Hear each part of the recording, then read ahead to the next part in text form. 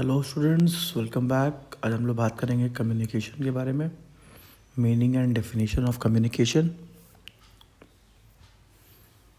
The word communication has been derived from the Latin word communis which means to share. Simple सा मतलब कि communication जो word है इसमें जो ये डिराइव किया गया है कम्युनिस से। कम्युनिस एक लैटिन वर्ड है जिसका मतलब होता है कि कुछ भी शेयर करना, to share. Communication may therefore be defined as sharing information and ideas so as to create mutual understanding between the people। मतलब क्या हुआ, कम्युनिकेशन में हम क्या करते हैं, अपने आइडियाज़ को शेयर करते हैं। ठीक है, अलग अलग लोगों से अपनी इन्फॉर्मेशन को शेयर करते हैं अलग अलग लोगों से, तो उसी को हम कम्युनिकेशन कहते हैं। और ये कम्युनिकेशन से होता क्या है, हमारी म्यूचुअल अंडरस्टैंडिंग जो होती है वो आराम से शेयर हो जाती है और लोग म्यूचुअल अंडरस्टैंडिंग हमारी अच्छी भी हो जाती है लोगों के बीच में। तो आपको यहाँ पे ये समझना है कि जो कम्युनिकेशन है वो यहाँ पे किसी भी तरीके का कम्युनिकेशन हो सकता है, खाली ओरल और रिटन नहीं। तो इसमें ओरल भी आएगा, रिटन भी आएगा, गेस्चर भी आएगा। ठीक है, तो हर तरीके के कम्युनिकेशन को यहाँ पे हम एवेलुएट करते हैं और वो सारे के सारे कम्युनिकेशन हमारे कम्युनिकेशन में ही आते हैं। ठीक है, खाली बोलना ही कम्युनिकेशन नहीं है, लिखना भी कम्युनिकेशन हो सकता है, कैजुअल कम्युनिकेशन भी कम्युनिकेशन हो सकता है। चलिए अब देखते हैं कुछ राइटर्स की definitions. According to the Newman and Summers, communication is an exchange of fact, ideas, opinion और इमोशन बाय टू और more person.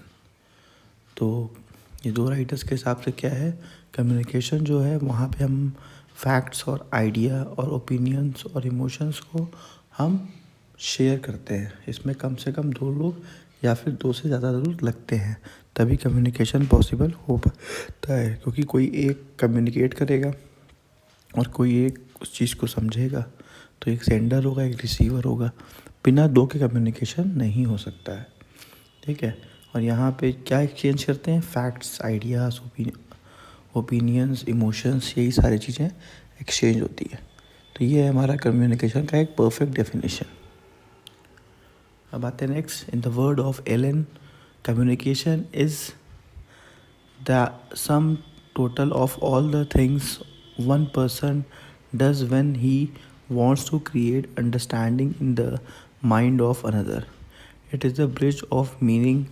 It involves a systematic and a continuous process of telling, listening and understanding.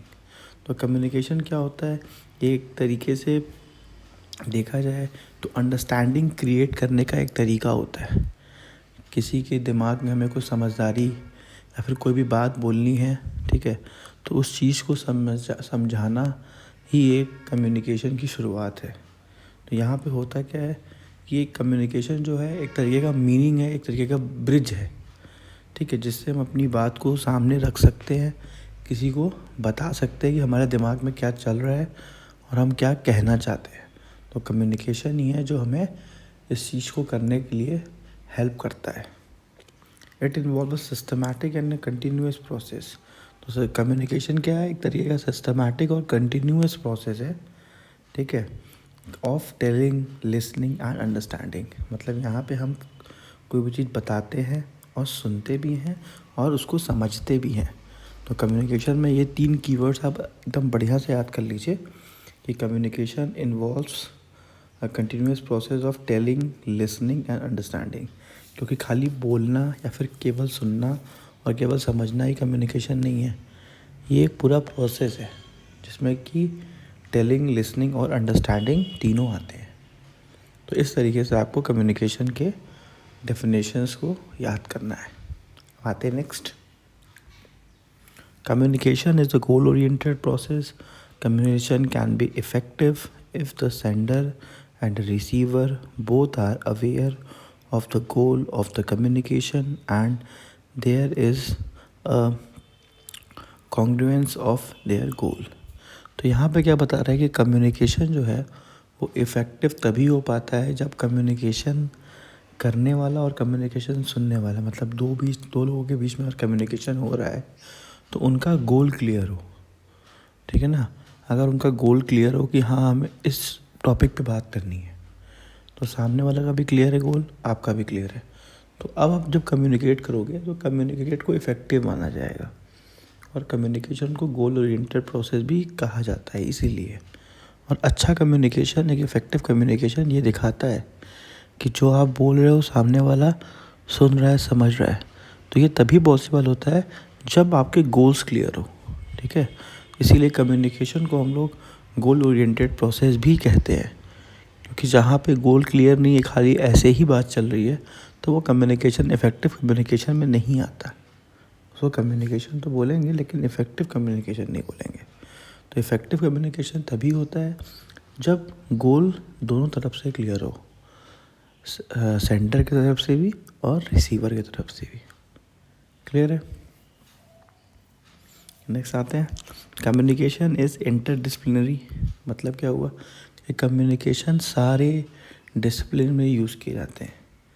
मतलब आप कोई भी subject पढ़ो, ठीक है, सारे डिसिप्लिन में आपको कम्युनिकेशन दिखाई देगा। कैसे देखते हैं? Knowledge derive from the several science is use in communication.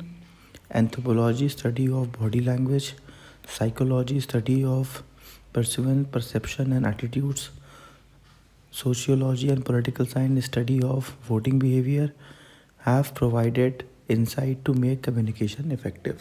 तो यहाँ पे क्या बता रहा है कि इन सब चीज़ों की वजह से कम्युनिकेशन और इफ़ेक्टिव हो जाता है, ठीक है। जहाँ पे एंथ्रोपोलॉजी, सोशियोलॉजी, पॉलिटिकल साइंस, सब जगह पे कम्युनिकेशन का एक अलग इम्पोर्टेंस है। और कम्युनिकेशन ही हमें यहाँ पे अपने कम्युनिकेशन को बेटर करने के लिए ये सब जो डिसिप्लिन है वो हमें हेल्प करता है। इसीलिए हम लोग कम्युनिकेशन को इंटरडिसिप्लिनरी भी कहते हैं।